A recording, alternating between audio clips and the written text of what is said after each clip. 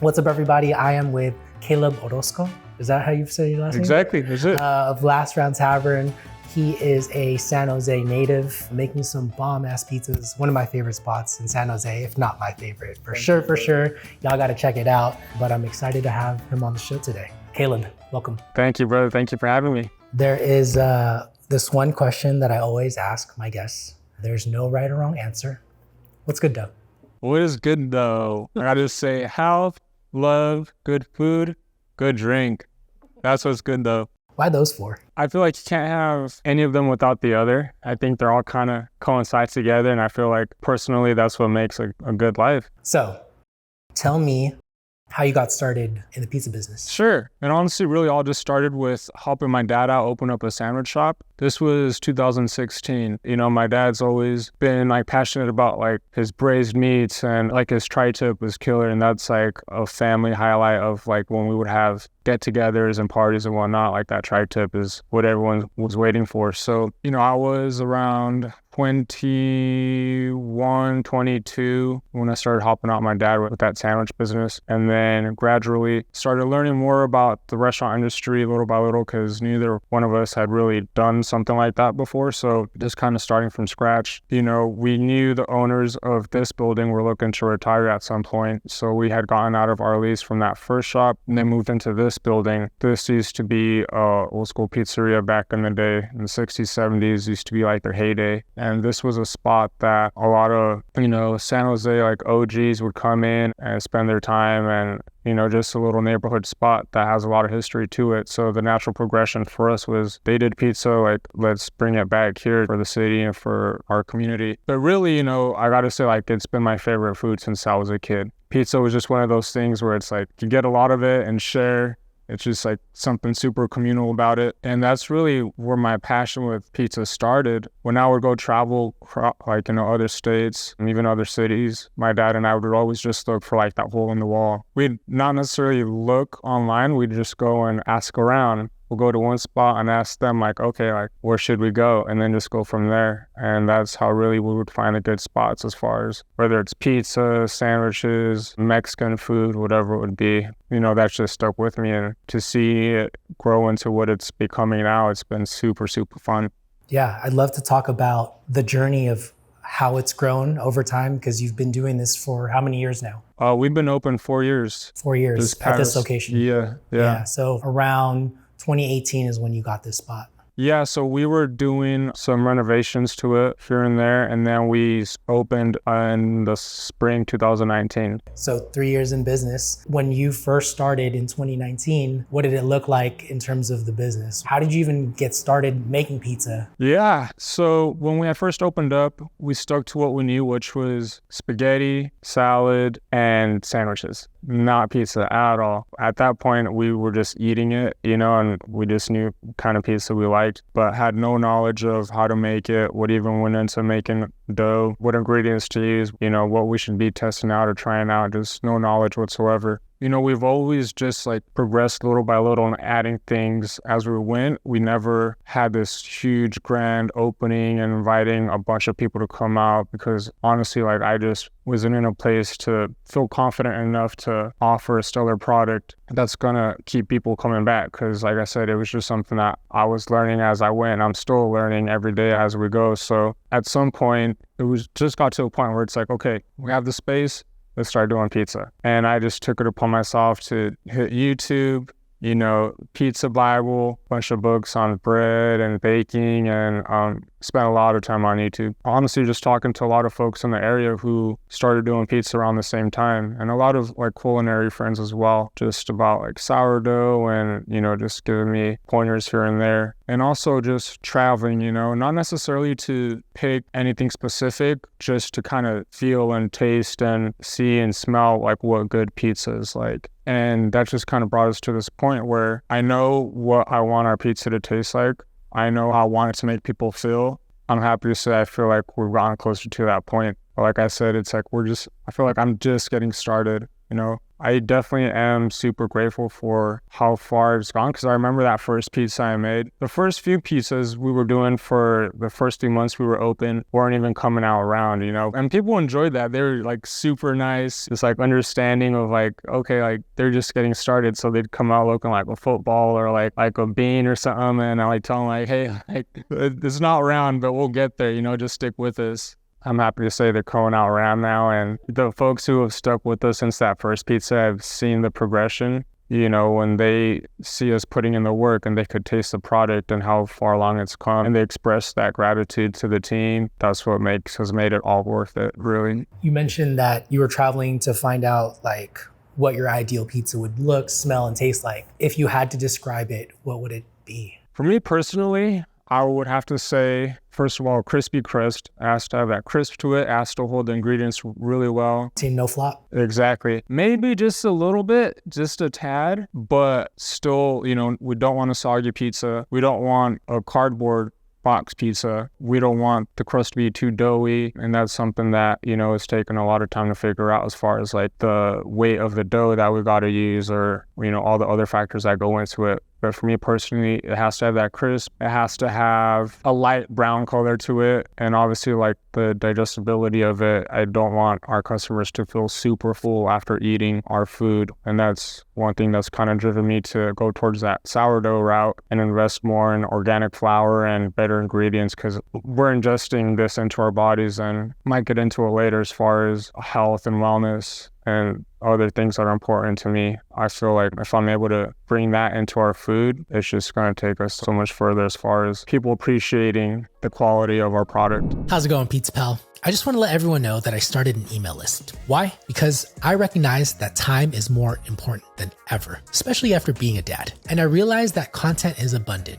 and sometimes we just can't get to listening to a podcast. And so what I want to do is send out a weekly newsletter highlighting some of the key topics that we discussed in the podcast. I hope to save you a bunch of time, so please do sign up for this email list. There's going to be a link in the show notes. I truly appreciate it, and I hope I can save you some time. So thank you in advance for signing up for that email newsletter. Is there a pizzeria in your travels that made you say, wow, this is what I'm looking for? Or maybe a group of pizzerias? Yeah, I'd traveled to New York a handful of times before like the restaurant was even an idea, just because that's what we enjoyed eating. We enjoy good food and we enjoy traveling. So my dad is a huge pizza fan. Like I believe, we have an article up here saying when he had his first slice of pepperoni when he was like 8 years old, it like changed the game for him. And that's when he's like, all right, like what is this? I have to get more of it. So I think since then, he's just been all about pizza as far as, trying to find the good spots wherever you travel to. So being that was kind of my upbringing, which I'm super, super fortunate for. Like I was a big fan of Joe's Pizza on Carmine, like super classic New York slice. Definitely hit DeFara. That's it, the OG. And then just to hear his story before he had passed, I was fortunate enough to get in there and meet him before his time came. But seeing the legacy that he's left, not only for his family, but for the world really, has been really incredible. And then just recently trying out Lucali's Best Pizza. And the thing is that I've learned is the product is incredible, but it's the people behind it that makes it so much better. I traveled to Toronto recently as well to meet up with a homie that I had actually met through Instagram, and he took me and my dad in for the weekend pretty much and just showed us around the city. He owns Sugo in Toronto, and just hearing his story and his background and what he's created out there has been really inspiring to me. So like I said, it's finding those spots that are showcasing really good food. But man, Frank, his manager, Hugo, is a fucking man. Like I've met up with him a few times since I've been out to New York, and just sharing what he knows, not necessarily about pizza, but business in general, and just sharing their journey with me, as well as meeting Mark, like just walking on the street after him, just buying his pack of cigarettes from the corner store. And Mark from Lucali? Yeah. Oh shit. Him taking the time to just talk with me and my dad while we were waiting for a reservation. And it's like, man, these are really, really good people who are just super down to earth. And it's crazy because it's like, you meet other folks maybe in different industries who are doing really big things, and they come across one way, and then you meet them and it's not the greatest experience. That's why I'm super fortunate that the interactions that I have had with these people that I look up to have been nothing but amazing. It's nice because you see how great they are on Instagram, or you see all of their accolades and their awards. And then when you finally meet like your pizza hero, they're also a really good person at the end of the day.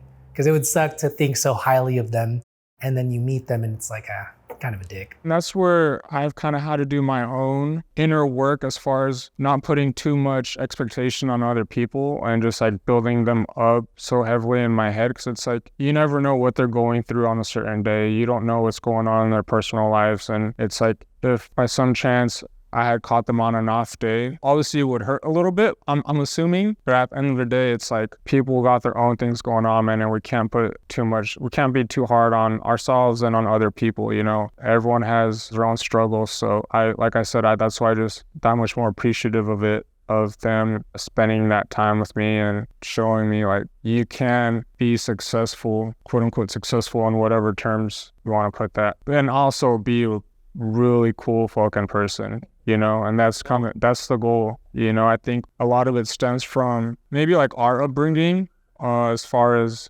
generationally. I don't know. I feel like there's a stigma of like successful people and people who made a good amount of money or this and that, you know, they're probably like scummy or like don't care about others. And it's like, man, from my experience, I'm not saying that doesn't exist, but from my experience, it has been the complete opposite of that. That's nice. I'm glad you've experienced that. And like, that's the beautiful thing about traveling is that you get to open your mind up and experience different things. You get to meet different types of people from different backgrounds, and you really get to open your eyes a bit more. Absolutely. And you found like your dream pizza, which seems to resemble a bit of like a New York style, thin and crispy, more or less. Yeah. Hard to put a label on it. It is hard to put a label on it. People ask me like, okay, like what kind of pizza do you serve? Even to this day, I'm like, I just tell them, you know, this is a pizza that we enjoy eating. I enjoy making. You know, you could call it what you want. I do let them know like we are using a sourdough crust. It is on the thinner, crispier side, but call it whatever you want. You know, it's as long as you enjoy it, that's what I care about. So there really is no label as far as the type of pizza that we're doing, besides that Tavern style pie. Yeah, well, you're doing multiple styles now, right? So we're doing those two. You know, I was messing around with the Sicilian style pizza, and we were doing that for a while, and that's just like a whole nother game in itself that maybe down the road I'd get back into. But just seeing like our capacity and first of all like staff and my own time, like where am I going to prioritize my time and what am I going to try to figure out. So I just kind of realized the pies were coming out better and better little by little, but it's a whole different game that at the time I can't go full all in on it right now. So I've just kind of narrowed in on our two styles that we're doing, which is like our home style regular crust and like that Tavern style pizza. Simplify it, master the two, and then expand to different types later on. Yeah. Okay. As we wrap up, you know, sort of your pizza making journey from beginning to end, is there something you would like to leave the audience with? Maybe a mistake that you've experienced that you'd want others to avoid? Any words of encouragement for someone who is looking to live the life of pizza? What are your thoughts out there? You know, I would say first and foremost, don't give up on yourself. You know, if it's something that you're truly interested in and passionate about, you have that in you for a reason, right? So I encourage you to pursue it, see it through, do as much research and as much reaching out to people as you can, but you have to do it. That's the only way to really see if it's something that you want to stick with and grow from there. But you have to really get your hands in the dough, work it, fuck up, and just go through a bunch of batches of dough before you realize like, okay, I could actually like chew this one all the way through. There you go.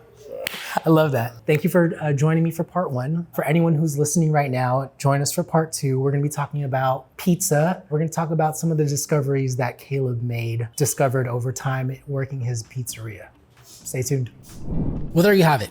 I hope you enjoyed that conversation. And if you're wondering when the next part comes out, you got to subscribe or sign up for our email list. That way you get notified when the next episode is coming out. You can subscribe by following the show, or you can sign up for the email list. There is a link in the show notes. Please remember to share this with a friend, especially if you think they're going to benefit from it. Remember to leave a rating, 5 stars if possible. I appreciate you. I love you. Till next time. Peace. Peace. Hey, home pizza makers. What's good, dough? It's time for you and me to partner up together and make pizzas for good. How do we do that? You and I will be doing pizza parties nationwide to raise money for Slice Out Hunger. And yes, it is starting now. So if you want to be a part of my team and make pizzas for good, you can register to be a part of Team What's Good Dough. And yes, it is welcome to all bakers, whether you're just starting off or you're a seasoned Pop Pro. Let's make pizza for good together.